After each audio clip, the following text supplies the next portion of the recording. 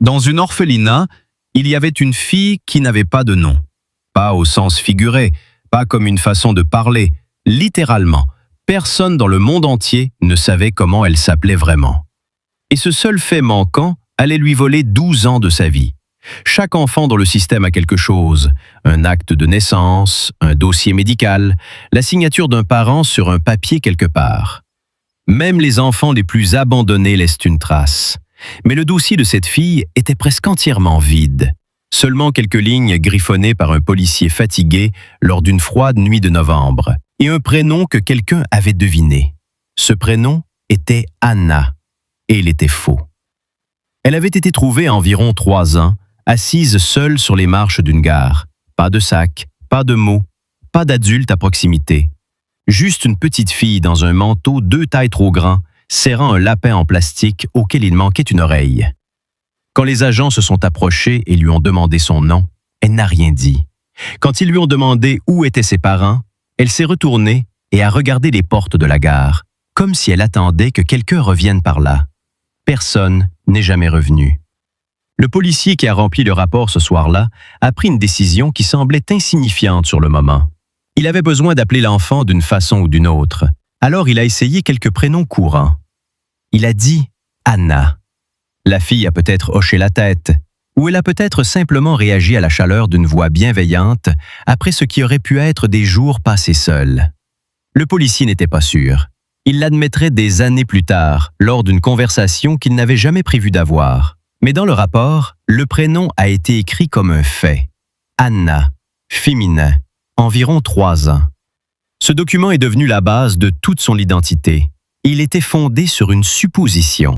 Elle a été placée en garde provisoire et transférée en moins de 2 semaines dans un orphelinat à 60 km de la gare. Un grand bâtiment gris avec une grille en fer et une cour qui semblait pleine d'espoir en été et épuisée en hiver. Il accueillait environ 40 enfants à la fois. La plupart repartaient, retrouvés par leur famille, adoptés ou finissaient par quitter le système. Anna, elle, restait. Année après année, elle était toujours là. Le personnel l'aimait bien. Elle était calme, prudente et d'une patience inhabituelle pour son âge. Elle aidait les enfants plus jeunes avec leurs devoirs sans qu'on lui demande. Elle ne causait jamais de problème. Mais à chaque fois qu'une demande d'adoption arrivait, l'absence de documents devenait un mur. Sans identité confirmée, sans acte de naissance, la procédure légale était un labyrinthe dont la plupart des familles se détournaient. Et donc, elle attendait. Et les années continuaient de passer. Quand Anna avait 7 ans, quelque chose s'est passé qui aurait dû tout changer, mais ça n'a pas été le cas. Elle a confié à l'une des membres du personnel les plus anciens, une femme appelée Vera qui travaillait à l'orphelinat depuis plus de 20 ans, qu'elle se souvenait d'une maison. Pas de la gare, une maison, avant tout ça. Elle se souvenait d'une porte jaune, d'un chien qui dormait sur le perron et d'une voix de femme qui chantait. Elle ne se rappelait pas les paroles, seulement la mélodie et la sensation d'être près de qui que ce soit qui la chantait. Vera l'a noté, a classé ça, l'a transmis. Rien n'est revenu. Ce que personne ne savait encore, ce que personne ne saurait pendant des années, c'est qu'à environ 90 km de là, une famille continuait de chercher, continuait de déposer des signalements, continuait d'appeler des agences, continuait de décrire une petite fille aux cheveux sombres et aux yeux clairs qui avait disparu d'une gare un après-midi de novembre. Il avait un prénom pour elle. Ce prénom n'était pas Anna. Elle s'appelait Martha. Et elle avait été affectée à l'orphelinat comme assistante sociale régionale quand Anna avait 11 ans. Martha était expérimentée. Elle avait travaillé sur suffisamment de dossiers pour développer un instinct aiguisé quand quelque chose ne collait pas. Et la première fois qu'elle a ouvert le dossier d'Anna, quelque chose lui a semblé bizarre. Ce n'était pas juste que le dossier était mince. Les dossiers minces, ça arrivait. Les enfants arrivaient avec presque rien. Ce qui dérangeait Martha, c'était la façon spécifique dont ce dossier était incomplet. Le rapport de police original était vague à des endroits où il n'aurait pas dû l'être. L'âge estimé semblait être une supposition que personne n'avait jamais revue, et le prénom, Anna, n'avait aucun document source, aucune confirmation.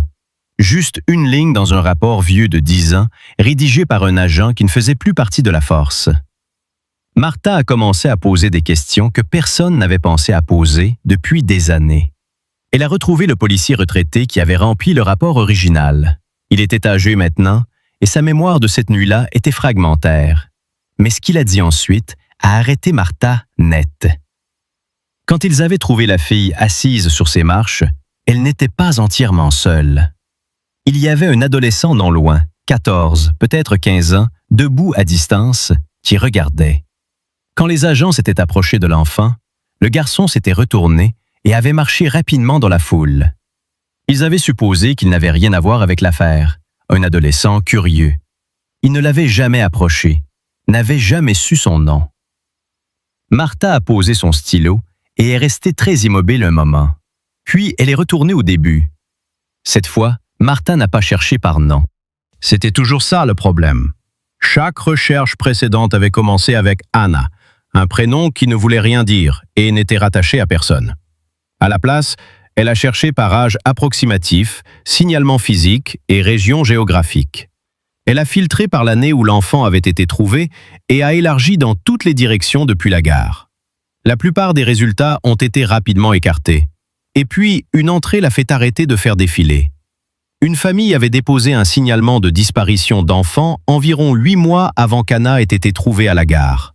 Ils signalaient la disparition de leur fille, environ 2 à 3 ans. Cheveux sombres, yeux clairs. La famille vivait à environ 90 km de l'endroit où Anna avait été trouvée. Et ils avaient un fils aîné, un fils adolescent. Le prénom de la petite fille disparue dans le signalement n'était pas Anna. Son prénom était Sonia. Martha a imprimé le dossier. Elle est restée 20 minutes dans sa voiture sur le parking de l'orphelinat à le relire encore et encore. Le timing correspondait, l'âge correspondait, le signalement correspondait, la géographie était proche. Et l'adolescent à la gare, un garçon qui avait observé puis était parti, correspondait au profil d'un frère aîné d'une façon qui a serré le cœur de Martha. Elle est rentrée et a commencé à passer des appels. Avant de dire un seul mot à Anna, Martha avait besoin de savoir qu'elle ne courait pas après une coïncidence. Elle a contacté la famille. Ils étaient toujours à la même adresse après toutes ces années, toujours enregistrés dans le système des personnes disparues, toujours joignables. La mère a décroché à la deuxième sonnerie. Elle s'appelait Elena.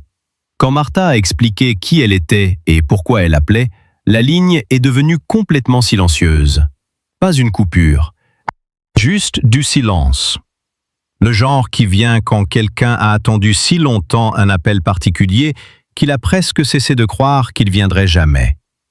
Martha a posé une seule question. Est-ce qu'ils avaient une photo de leur fille d'avant sa disparition? La photo est arrivée par email le lendemain matin. Elle montrait une petite fille, peut-être 2 ans et demi, assise dans le jardin d'une maison. La maison avait une porte jaune. L'enfant plissait légèrement les yeux dans le soleil, saisi en plein éclat de rire, tenant quelque chose dans les mains. Un lapin en plastique, auquel il manquait une oreille. Martha a apporté la photo à l'orphelinat, mais ne l'a pas montrée à Anna. Pas encore. D'abord, elle a trouvé Vera, la femme qui connaissait Anna depuis plus longtemps que quiconque. Elle a posé la photo sur le bureau sans rien dire. Elle a juste observé. Vera l'a regardée, a tendu la main et touché le bord du tirage. Puis s'est assise lentement, comme si l'air était sorti de la pièce. Parce qu'elle la reconnaissait. Pas l'enfant, la photo elle-même, ou une très semblable. 3 ans auparavant, quand Anna avait 9 ans, une famille était venue à l'orphelinat. Ils cherchaient un enfant disparu. Ils avaient apporté des photos. Ils s'étaient assis dans ce bureau. Ils avaient marché dans ces couloirs. Et ils étaient repartis sans la trouver. Martha a senti la pièce basculer. Comment était-il possible qu'une famille vienne chercher sa fille, parcourt le bâtiment où elle vivait et reparte les mains vides? Elle a sorti les registres des visiteurs de 3 ans en arrière et a commencé à lire.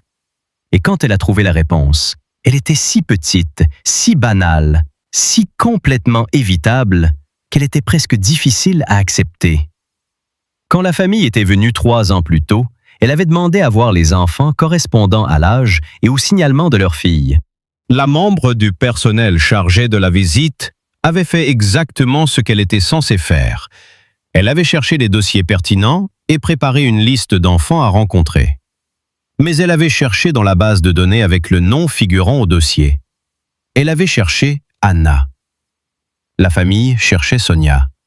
Parce que le prénom d'Anna n'avait jamais été officiellement vérifié.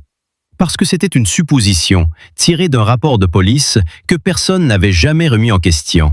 Il n'existait aucun lien entre les deux prénoms dans aucun système. Quand la famille a décrit sa fille et demandé à la voir, la base de données a renvoyé un groupe d'enfants totalement différent.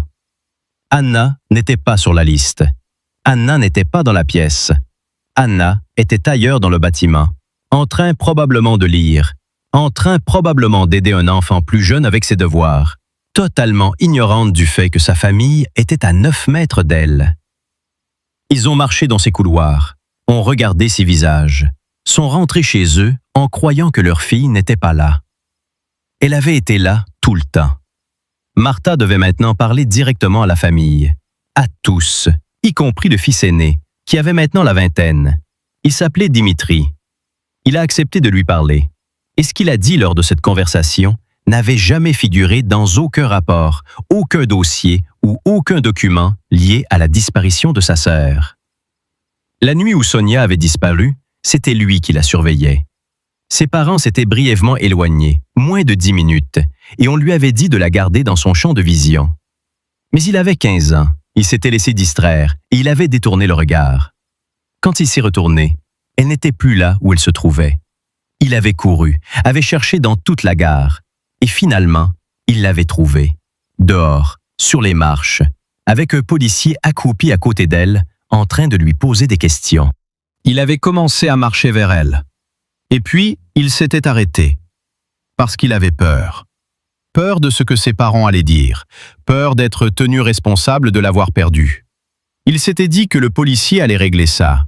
Il s'était dit qu'elle serait revenue avec la famille dans l'heure. Il s'était convaincu que la bonne chose et la chose facile étaient la même. Il avait tourné les talons et était parti. Il n'avait jamais dit à ses parents ce qu'il avait vu. Pendant 12 ans, pendant que sa famille déposait des signalements, passait des appels, visitait des orphelinats et ne s'arrêtait jamais de chercher, il avait porté ce secret seul. Quand Martha lui a demandé le vrai prénom de sa sœur, sa voix était à peine stable.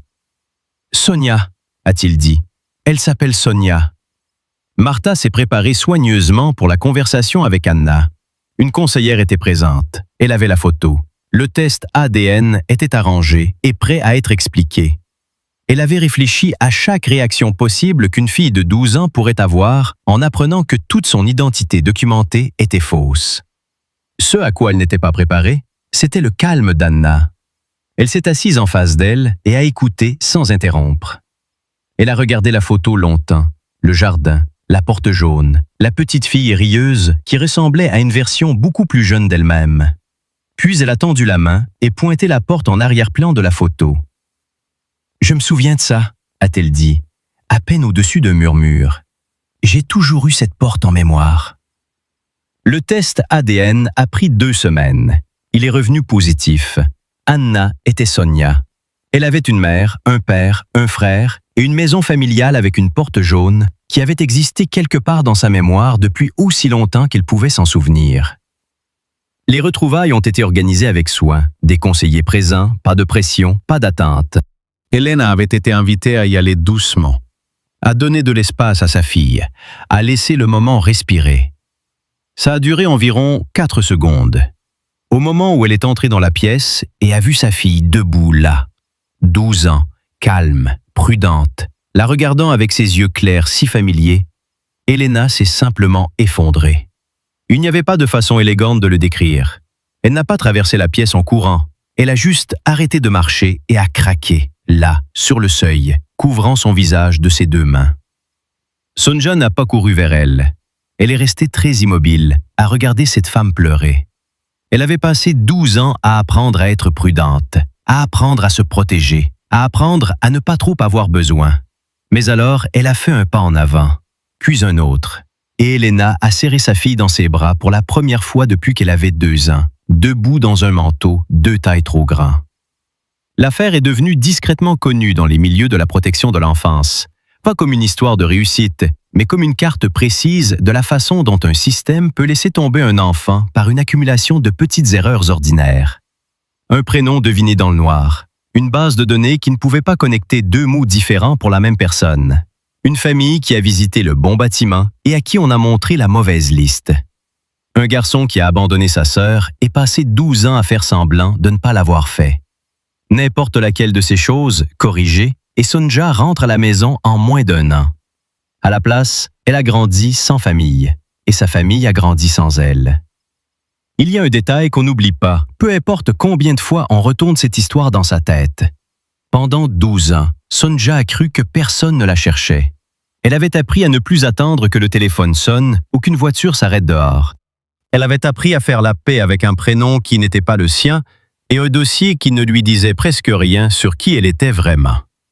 La vérité était quelque chose de bien plus étrange.